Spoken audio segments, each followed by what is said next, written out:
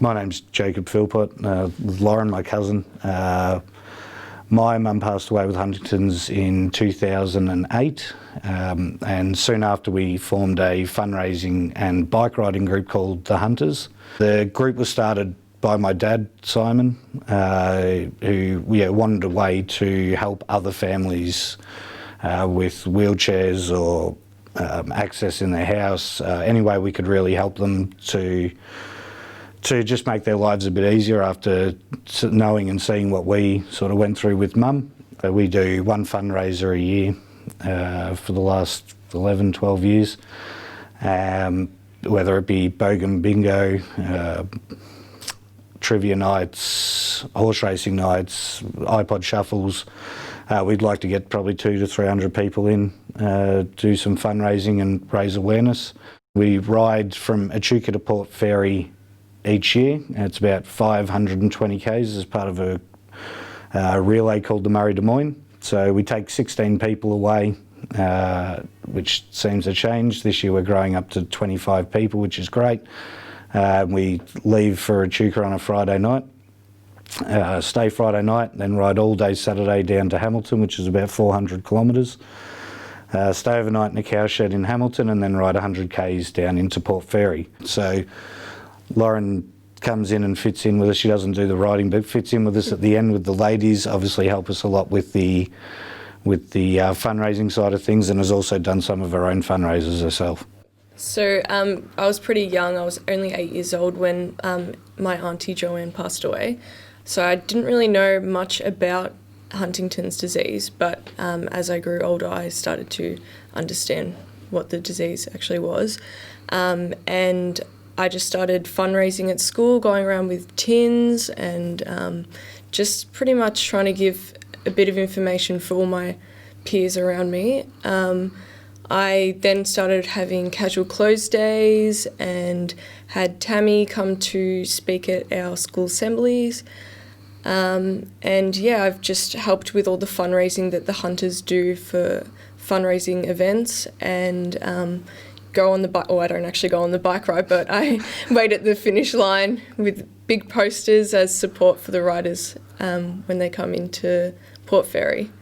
Our motivation is to raise awareness, and that's a big thing for us, and that's what we've said. The Hunters cycling team has always been about raising awareness first and foremost, and then fundraising as a secondary.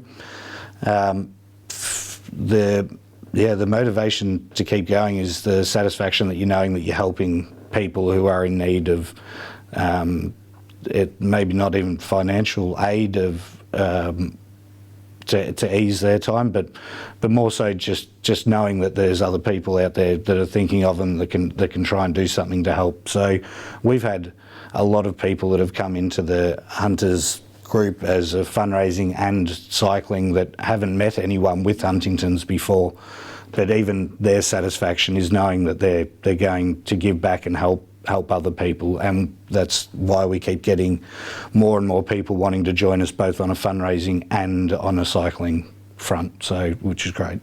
The reason I like to fundraise for Huntington's disease is because I love the whole family coming together and friends and building the awareness. So all my friends have brought their friends to events, so there's just more people finding out about the disease, and the awareness is just growing every year with all of our fundraisers. More and more people come. You also find that a lot of people have turned around to you at one of these functions and say that we've never heard of Huntington's before something like this. So obviously you feel like you're succeeding in building awareness through those functions.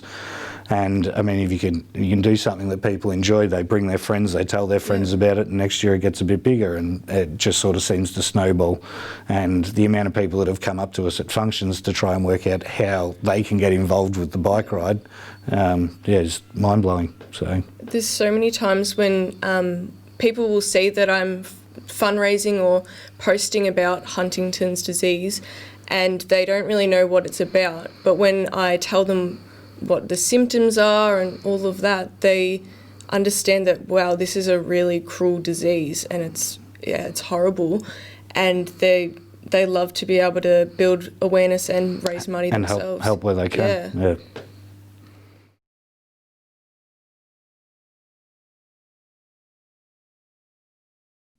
One of the questions I wanted to ask you was, what is your personal connection to Huntington's disease? Your wife had Huntington's disease, didn't she? Yeah, she passed away in 2007. Do you want to talk a little bit about that? Yeah, we went to see Dr. Chu, and he diagnosed Mary with the disease, I think it was about 1988, 89. And she was quite productive even when she turned 50, and she was still going strong.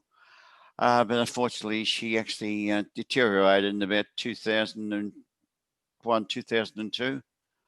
And she wound up in the nursing home, which they took very good care of her. And she passed away. She was 62 when she passed away, I think. Yeah. And how many children did you two have together? Just the 6. Just the 6. Oh no! And unfortunately, the eldest boy passed away when he was 49. He was very cheeky, wasn't he? Your son? Cheeky. Yeah. Oh, he was. He was one person all rolled up into one. He was a clown, and he was a musician. Almost, he was a concert pianist almost.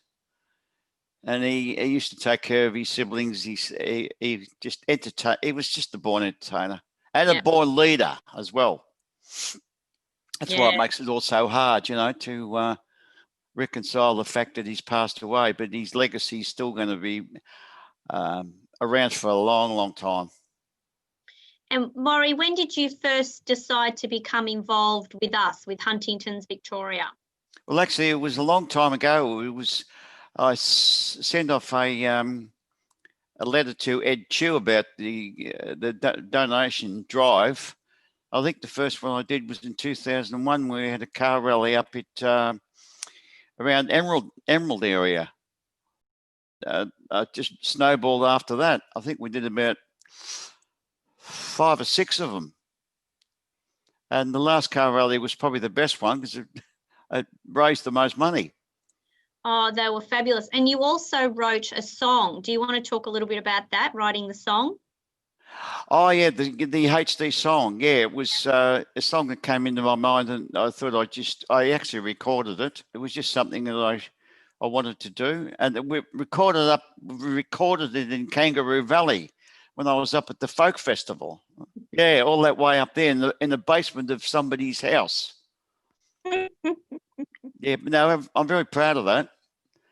Yeah, so, and the fam, when we had the fundraisers, the family really got stuck into it. They were just absolutely amazing. They got behind me and backed me up. And they made up some ideas of their own, like question challenges along the way to the car rally. It was. He said you can't mix business with pleasure. I really love coming to the retirement village and the events that you run there. Yeah. I kind of talk about now that's the next phase you've moved on to, and it's about raising awareness and, what that means to you. Oh, look, Tammy, it's just so close to my heart. The people here are absolutely incredible. Their sponsorship and their help goes over and above the call of duty, I think. How much satisfaction have you had in, doing the car rallies, the retirement village, the song? What has it meant to you? It's a huge part of my life. A huge part of my life. In fact, it's probably the best thing, one of the best things I've ever done, apart from getting married and having kids. Not in that order.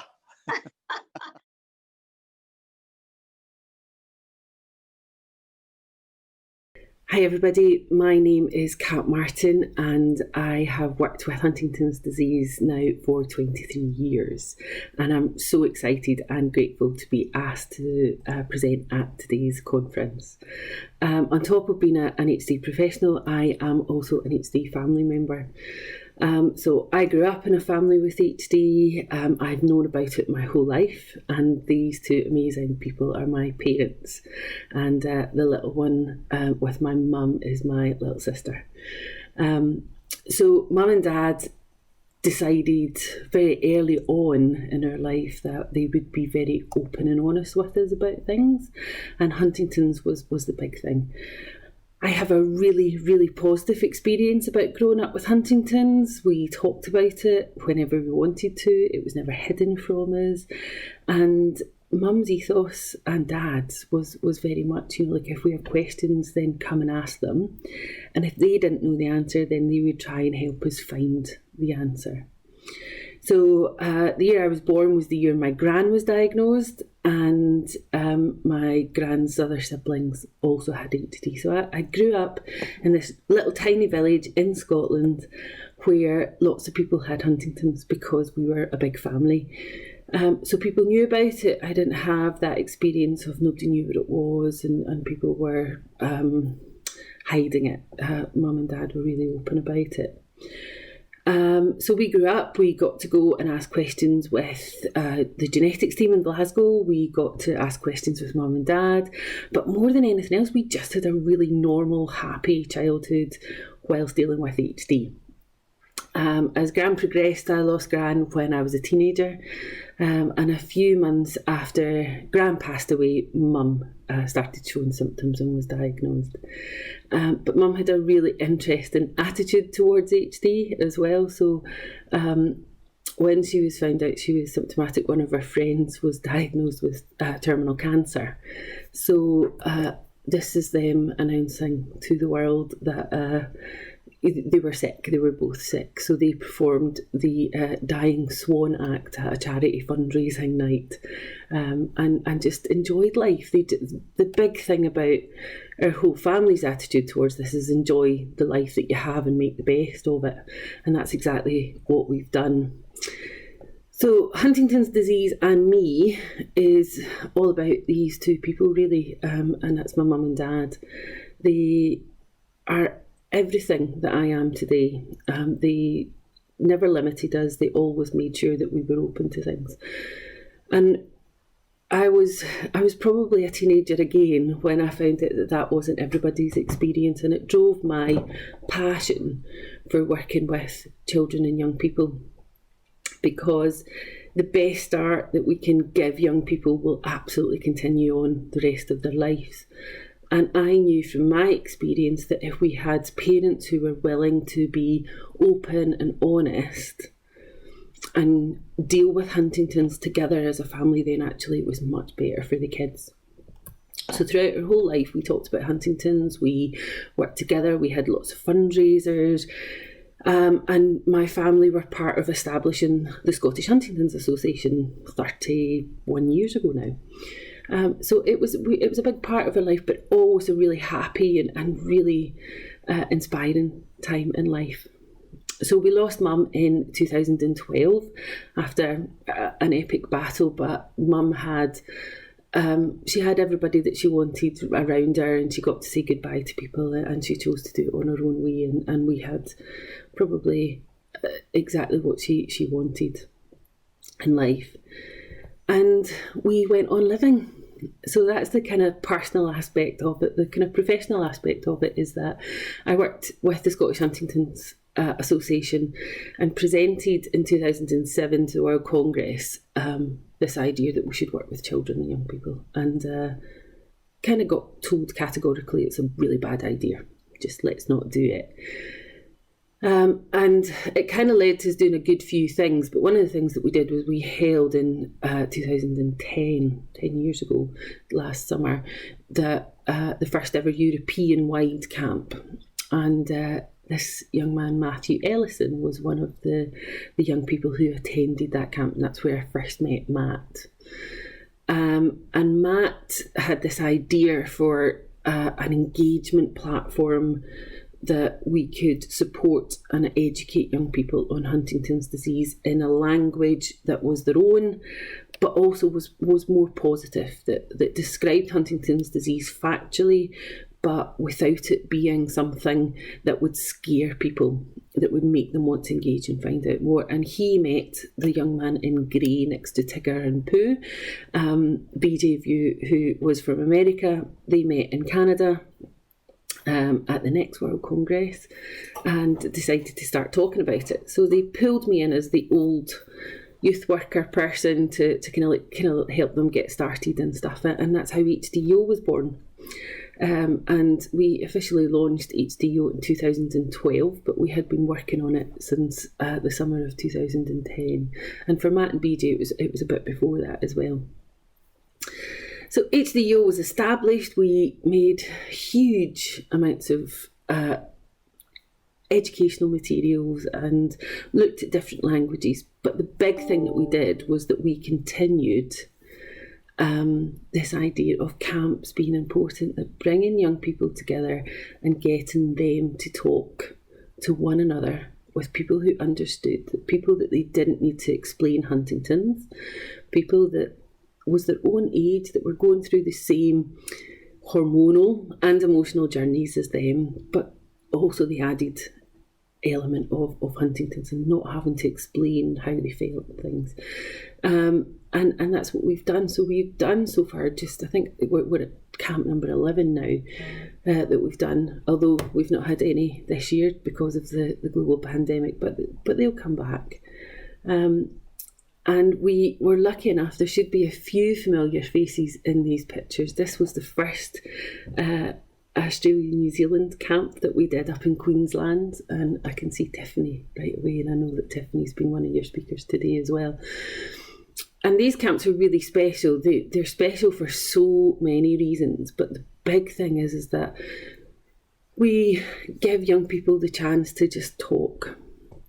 And we follow quite a strict curriculum, although it doesn't seem that way. We actually really do. And we talk about everything. There is nothing off the table when it comes to these camps, and that's how it should be. Because everybody has choices. We can choose things, but we need the right information, the right education, and also the right people to talk to help us make some of these big decisions in life. In the camps, we're all split into groups and things. So this picture, I really like this picture because everybody looks really happy, but we're also holding jelly brains. And this was our way of explaining the treatments that are in kind of like process at the minute in clinical trials. And it was about how we get those drugs into the right part of the brain.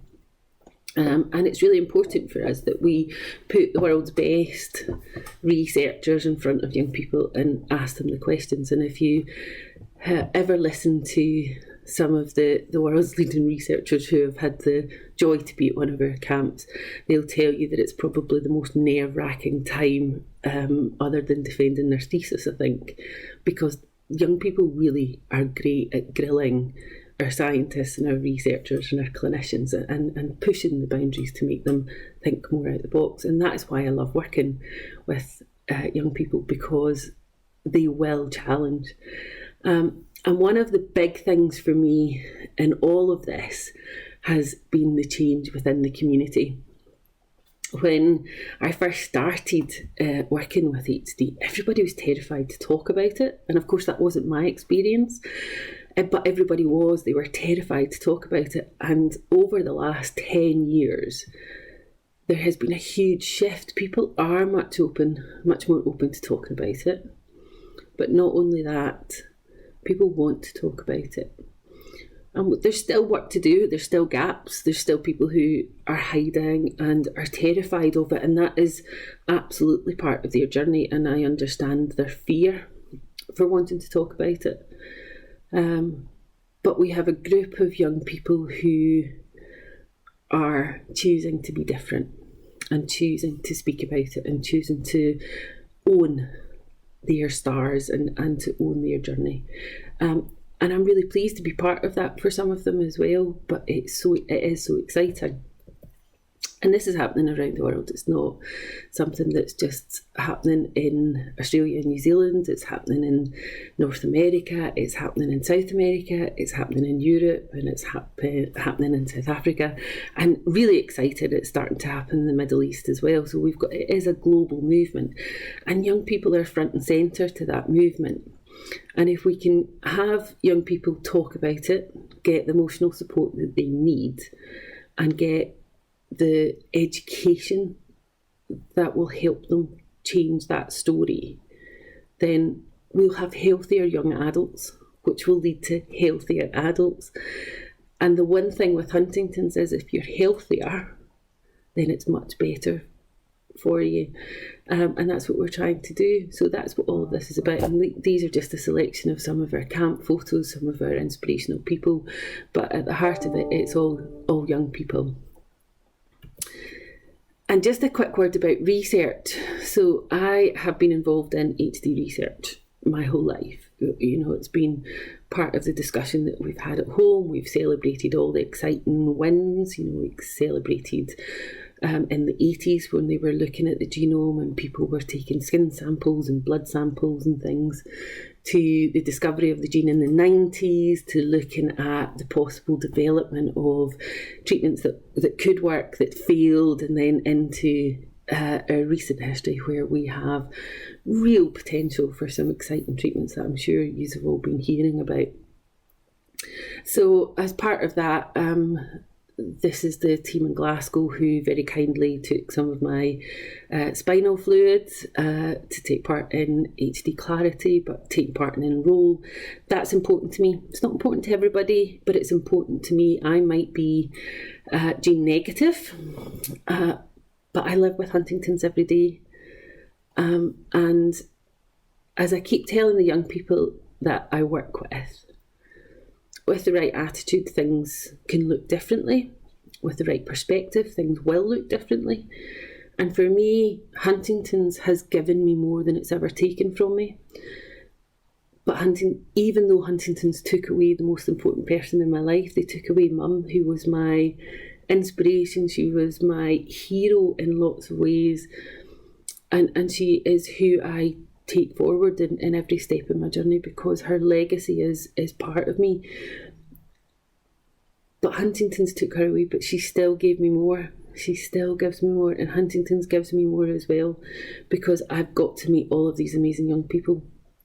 I've got to meet all of these amazing people within the community, these fantastic scientists and researchers. But above all, I've become part of a global community who wants to change the lives of people with Huntington's for the better. So thank you very much for allowing me to just tell you a little bit about me and my journey, and I hope that we can meet again when all this drama is over. But yeah, feel free to ask any questions. Tammy and Ellie have all of my contact details, but thank you so much for allowing me to talk to you today.